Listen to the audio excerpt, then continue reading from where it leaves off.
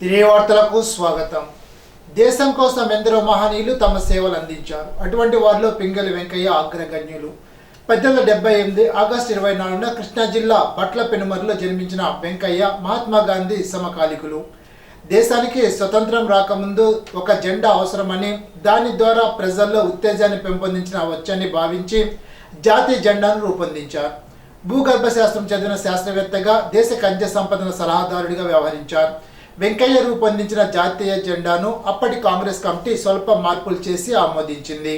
అదే నేటి 3 రంగుల స్వతంత్ర జెండాగా గుర్తింపు పొందింది. వెంకయ్య 1963 జూలై 4న పరమపదించారు. వెంకయ్య దేశభక్తిని ప్రతి ఒక్కరూ గుర్తించుకోవాలి. పెనుమంట మండలం మాటేరు దివ్యాంగులపేటలో వేంచేసి ఉన్న శ్రీ శ్రీ మావులమ్మ అమ్మవారి 110వ వార్షికోత్సవ సంబరాలు ప్రారంభమయ్యాయి.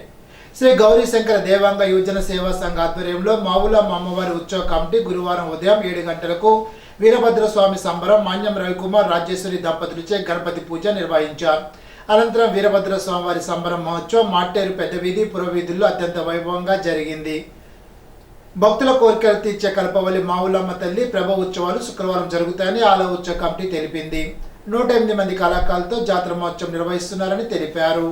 ప్రబల ఉత్సవంలో పంచగ్రామాల ప్రజలు భక్తులు పెద్ద ఎత్తున పాల్గొంటారని, అమ్మవారిని దర్శించుకుని తీర్థ ప్రసాదాలు స్వీకరించాలని వారు కోరారు.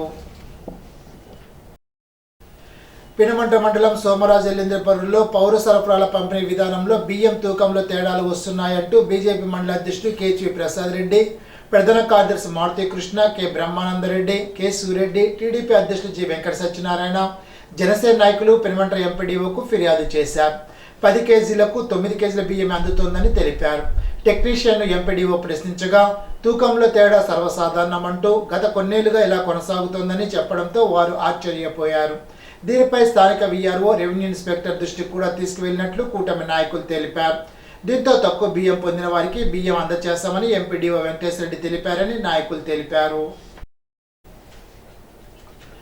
రవి అస్తమించిన బ్రిటిష్ సామ్రాజ్యాన్ని గడగడలాడించిన విప్లవ జ్యోతి అల్లూరి సీతారామరాజును నేటి యువత ఆదర్శంగా తీసుకోవాలని సమితి కన్వీనర్ వేగిరాజు విజయరాజు అన్నారు. గల్పవరం మండలం కాశీపాడులో అల్లూరి 127వ జయంతిని స్థానిక క్షత్రియ సేవా సంఘం సమితి ఆధ్వర్యంలో ఘనంగా నిర్వహించారు. ఈ సందర్భంగా గ్రామంలో క్యాన్సర్పై అవగాహన సదస్సును, పాఠశాల విద్యార్థులకు నోటు పుస్తకాలను పంపిణీ చేశారు.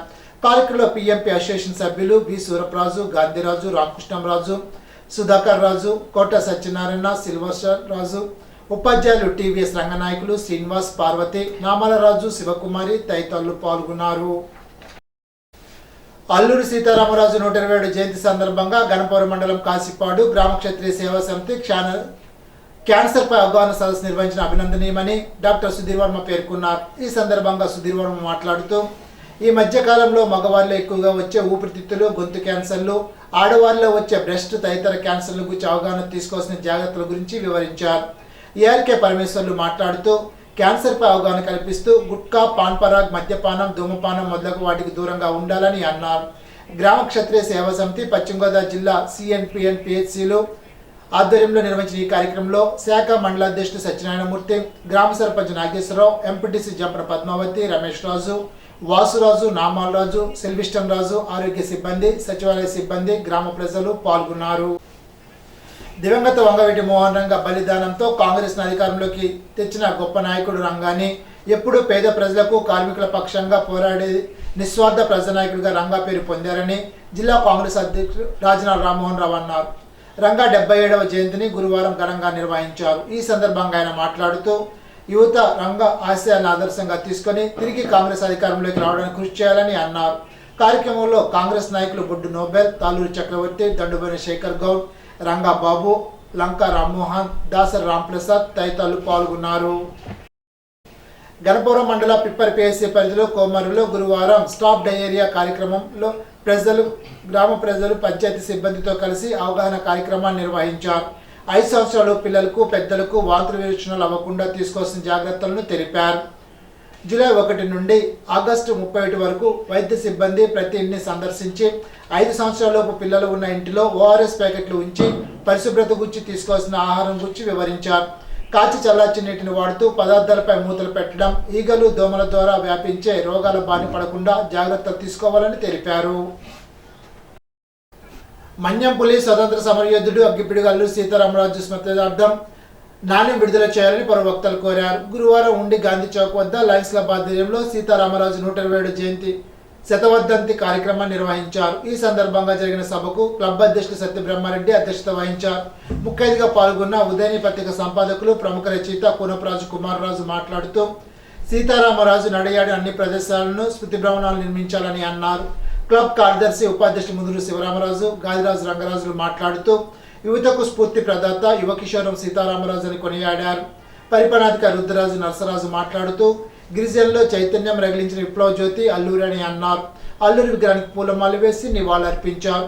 కార్యక్రమంలో పాలతీర్థ నరసింహరావు, కనిగంటి రుత్కల, కల్దింటి సీతారామరాజు, పెరిచెల రంగరాజు, శివరామరాజు, సత్యనారాయణ పద్మరాజు, కేశవ తదితరులు పాల్గొన్నారు. అనంతరం మిఠాయిలు పంచిపెట్టారు.